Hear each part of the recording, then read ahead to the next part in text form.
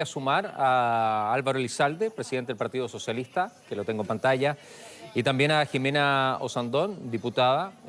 ¿Cómo les va? Buen día, bienvenido, gracias por su tiempo, un gusto. Muchas gracias por la invitación. No, muchas gracias. Álvaro, buen día, un gusto también. Ahí está muteado, apriete el micrófono ahí. ¡Tac! ¿Ahí está bien? Hola, hola. Sí, ¿cómo está, Ahí Rodrigo? está. Muy buenos días. Un gusto, igual, buen día. Bueno, diputada, usted representa a Puente Alto, a La Pintana, a La Florida y a Pirque también, ¿cierto? San José de Maipo. Y San José de Maipo, era la que me faltaba, y el senador, la región del Maule. ¿Por qué les pregunto esto? Porque donde usted está ahí, diputada, Puente Alto, La Pintana, La Florida, Pirque, San José de Maipo, hay una realidad que es dura, hay una realidad que es complicada, hay una realidad donde hay necesidades. En base a lo que usted representa y en lo que usted conoce hoy, ¿es una obligación este tercer retiro del 10%? Bueno, es una pregunta muy atingente a lo que estamos viendo ahora, dado que llevamos tanto tiempo la pandemia no termina y efectivamente sí, yo creo que es una necesidad porque claramente, si bien han llegado varios beneficios de parte del gobierno, a mí no me gusta escuchar cuando dice que la gente no recibió nada porque yo trabajo en mi territorio y efectivamente incluso cuando comenzó el IFE, por inferior o bastante miserable que era, la gente igual lo recibió y eso se nota inmediatamente. Pero claramente a esta altura yo creo que los gran postergados son la clase media, esa clase media que tiene muchas obligaciones, que tiene muchas deudas y que realmente no han recibido algo sustantivo. Y es por eso que lamentablemente hay que recurrir al retiro de estos fondos, a pesar que siempre hemos dicho que es lamentable que las personas tengan que pagar con sus ahorros previsionales y no sea el Estado quien se ponga realmente en esta crisis. Siento que en este minuto estamos en un minuto de inflexión, y ahí el senador me podría ayudar en esto, porque en el fondo hoy día se está viendo qué pasa con este tercer retiro, si viene un tercer retiro patrocinado por el Ejecutivo, que sea las mismas condiciones, que también vayamos en ayuda de todas aquellas personas que tienen renta vitalicia, que es algo muy patente, al menos en mi distrito. El tema de la renta vitalicia es algo que es recurrente, todo el tiempo sale, que no han recibido la suficiente ayuda. Todavía tenemos mucho que hacer, lamentablemente la pandemia continúa, pero yo soy y siempre he apoyado el tema del retiro del 10%, haciendo la salvedad que no es un buen mecanismo. No, estamos de acuerdo en eso. Senador, hoy día el gobierno tiene conciencia de la magnitud de esta crisis, de lo que estamos viviendo en nuestro país, de lo que se vive en la región metropolitana, en distintas regiones, usted por la región del Maule. ¿Ellos saben efectivamente lo que está pasando? Porque esta es una sensación, no sé si usted la comparte. Creo que hay una desconexión absoluta con la realidad. O sea, lo que nos planteaba Antonia recién en la feria, lo que hablábamos en el día de ayer con mucha gente. Hay como dos mundos paralelos. No sé si usted, que tiene mucho más contacto y más debate, más cercano con los ministros, por información y por su trabajo, ¿coincide o yo estoy en una posición muy idealista tal vez? No, yo creo que el gobierno no tiene conciencia de la dimensión de la crisis. La economía chilena el año pasado decreció, cayó 6 puntos como resultado de la crisis. Esto además fue menos de lo esperado como resultado de los 2 primeros bonos que fueron aprobados por el Congreso Nacional.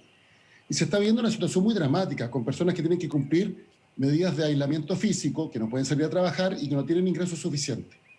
Y la ayuda que ha proporcionado el gobierno ha sido tardía e insuficiente. Y por eso ha sido necesario aprobar el retiro o los retiros del 10%. Ahora, en esto hay que ser bien claro.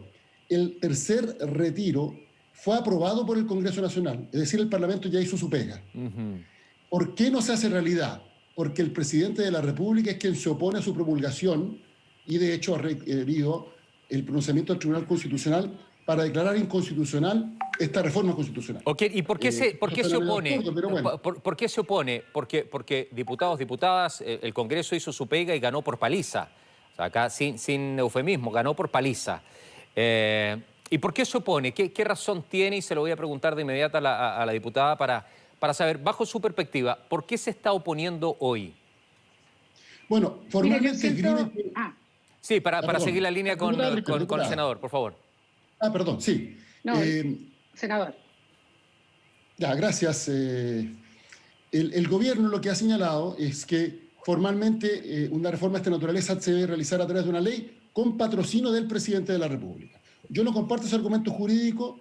El Tribunal Constitucional, en el caso anterior, se produjo un empate y dirimió la presidenta del tribunal, que fue una colaboradora cercana al presidente Piñera y que fue designada al cargo por el presidente Piñera. Ahora, independientemente de lo formal, yo creo que hay algo mucho más sustantivo, y es la suma de dos factores. En primer lugar, las autoridades no toman conciencia de la dimensión de la crisis, porque de hecho, por ejemplo, el propio presidente no le ha ido mal en su fortuna.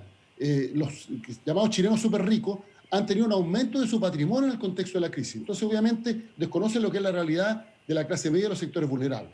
Pero en segundo lugar, porque yo creo que hay un tema ideológico, esto de creer que no se puede estar a la gente otorgándole bonos sin que trabajen. Pero el punto es que estamos enfrentando una pandemia, hay actividades económicas que no se pueden realizar, y las propias autoridades le están pidiendo a las chilenas y chilenos que se queden en sus casas. Entonces, si las personas tienen que cumplir con las medidas sanitarias, es necesario tener algún aporte que les permita sobrevivir en el contexto de la crisis. Y es eso lo que lamentablemente, por razón ideológica, no entienden las autoridades, que lo ha llevado a aprobar estas ayudas que son claramente insuficientes. Diputada, ¿son razones ideológicas? ¿Por qué el presidente no toma una decisión más coherente respecto a la línea que tienen casi todos ustedes, un alto porcentaje de ustedes? Bueno, yo creo porque existen como varias corrientes dentro de nosotros, y especialmente dos. Una que dice que sí tiene que ir, porque en el fondo hay un principio de iniciativa del Ejecutivo, que es el principio de primero de escuchar a través de los proyectos de ley que nosotros mandamos, y luego de conceder, de conceder o no conceder, porque cuando promulga concede y cuando veta no concede, ¿no es cierto? Tenemos un tema de excesivo presencialismo que probablemente el senador también va a coincidir conmigo. Vemos cuando Alemania, por ejemplo, Angela Merkel es facultada, o sea, recibe como un mandato desde el Parlamento para enfrentar el tema de la pandemia. En el caso nuestro, al contrario, se declara un estado de catástrofe, y nosotros lo único que podemos hacer después si continúa o no. Entonces son esos temas que realmente van a tener que ser bien tocados en esta nueva Constitución, ¿no es cierto? La reacción, si vamos a tener el tipo de sistema político que hoy día está haciendo agua. Y también está haciendo agua porque efectivamente, como dice el senador, tenemos un tribunal constitucional que, digamos, la firme. O sea, hay solo 3 de ellos que son elegidos secretamente por el Poder Judicial, y todos los demás son coteos políticos. Son 3, y ahí le voy a pegar un pequeño palito al senador también. 3 son elegidos por el presidente de turno cuando corresponda, 2 son por los senadores y 2 son propuestos por la Cámara de Diputados y ratificados por el Senado. Entonces también hay un cuatro político para todos lados. Yo creo que eso tiene que terminar, porque este órgano es un órgano político en este minuto y que está colegislando, y a mí me parece que eso no corresponde. Pero lo que sí es grave, y esto yo lo digo con harto dolor y dado mi experiencia, yo tengo la sensación que a veces el gobierno ya no le falta calle, a veces le falta país, porque no conoce de alguna forma bien a su gente, la conoce solo a través de las cifras. Y yo creo que eso es lo que les falta, en el fondo, ir y abrir un refrigerador y ver que está pelado. Así, una cosa tan simple como esa. Okay. Porque las cifras dan para mucho, y en el fondo cuando nos explican una nueva medida, yo soy bastante hincha del IFE, el IFE que estamos teniendo ahora, lo simplificaría, haría una cantidad de cosas, pero yo en mi distrito siento como lo llegue, las familias lo agradecen. Pero en el fondo hay un tema, tú tienes que explicar transparentemente, no a cuántas personas vamos a llegar, sino tienes que explicar primero a cuántas personas llegamos, en tal región, en tal comuna, a cuántas personas, adultos mayores, a mujeres, bueno, una cosa tremendamente transparente.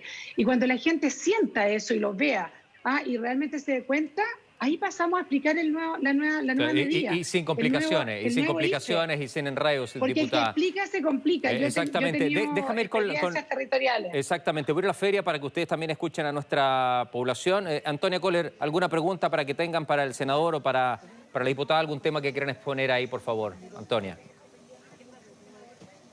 Hola, ¿cómo están todos? Claro, estoy aquí con Alejandro, quien estuvimos comentando, vino con su familia a la feria, y yo le preguntaba, en el fondo, si él prefería un tercer retiro o tal vez un bono alternativo del Estado. ¿Cómo estás, Alejandro? Te están escuchando los senadores, si tú tienes alguna pregunta. No, la pregunta mía es simple. Es preguntarle por qué tantas acciones con el retiro si la plata es nuestra. ¿Por qué tanto? Yo tengo mi madre, estamos todos mal, pues, y por algo luchamos por el retiro, que es nuestra plata. ¿Por qué tanto trabas le ponen a una cosa que de uno? Mi misma madre, mi padre murió y ella, la pensión de ella bajó porque mi padre era jubilado y la pensión de ella bajó casi más de la mitad. ¿Cómo ha estado la economía este año de pandemia? Tú me contabas que eras constructor, si nos puedes contar. No, yo trabajo en la construcción y me bajó el año pasado, ¿cuánto? Trabajé 3 meses, 4 meses, y pagando arriendo, pagando todo. Imagínate ahora con mi retiro estoy pagando mis cuentas, pagando todo. Uno con casa, con todo, tiene que pagar todo. Fue lo otro que conversábamos recién, si llegara a un tercer retiro o los que utilizaste anteriormente, ¿a qué se va finalmente ese dinero? A pagar cuentas y luchar por algo, comprar algo que falta siempre en la casa, porque en la casa siempre faltan cosas, siempre está faltando algo y se echa a perder. Pero esperar que llegue, pues, con fe, tener fe y esperanza que los senadores y todos luchen por lo que uno, el pobre, quiere, pues. Muchas gracias, Alejandro. Rodrigo, tú lo escuchabas, o sea, esa era la pregunta. ¿Qué pasa? Que la ayuda quizá a veces no llega. Bueno, ahí está, la pregunta es muy clara, senador, de Alejandro, ¿por qué tanta traba? Porque la plata es mía, la plata es nuestra respecto al tercer retiro. ¿Qué se le dice? Algo muy simple, la traba la ha puesto el presidente de la República. Es el presidente Piñera el que se niega a promulgar este proyecto que ya fue aprobado por el Congreso Nacional. Por eso yo partí señalando que el tercer retiro fue aprobado por ambas cámaras del Congreso Nacional con una amplia mayoría. Por cierto, todos los que somos parlamentarios de oposición votamos a favor, pero por ser una reforma constitucional para ser aprobado, requirió de votos de diputados y senadores del oficialismo. Los partidos de gobierno en esta materia se dividieron y una parte de los partidos, de los parlamentarios oficialistas votaron a favor. O sea, el Congreso en concreto aprobó la semana pasada, esta semana, a fines de esta semana, el tercer retiro. Y es el presidente el que se niega, llevando este proyecto al Tribunal Constitucional y negándose a su promulgación. Por tanto, quien tiene que dar una explicación es el propio presidente de la República. Yo insisto en lo que hemos señalado muchas veces. Nosotros creemos que esta crisis debería haberse enfrentado sobre todo con un esfuerzo fiscal. Es decir, que los trabajadores no recurrieran a sus propios recursos y que el Estado, de acuerdo a lo que Chile ha ahorrado y la capacidad de endeudamiento que tiene, proporcionar ingresos suficientes para enfrentar la crisis y cumplir con las medidas sanitarias. Pero como esa ayuda ha sido insuficiente y se ha insistido en llenarla de requisitos y sobreexigencias que impiden que la ayuda llegue a todos los que la necesitan, entonces ha sido necesario aprobar los retiros del 10%. Y el Congreso ha aprobado todos los retiros del 10%, es el presidente el que se niega. Bueno, diputado, usted como partidaria de Renovación Nacional, hay negociaciones. ¿En qué van esas negociaciones? ¿Hay una pronta solución? ¿Hay un proyecto nuevo que quiere presentar el gobierno, un tercer retiro bajo sus propias estructuras? ¿Manda el presidente escucha? ¿No escucha a nadie? ¿Escucha el segundo piso? ¿Cuál es la verdad respecto a estas próximas negociaciones que ya tendrían que ser hoy día o mañana? Bueno, uno se entera. Yo personalmente, Rodrigo, quiero ser súper sincera. Yo me he enterado prácticamente por la prensa y con una y otra llamada, pero efectivamente yo creo que el que tiene que responder si hay negociaciones debe ser el senador Elizalde, porque no podemos tener negociaciones entre nosotros si no vamos en conjunto con la oposición.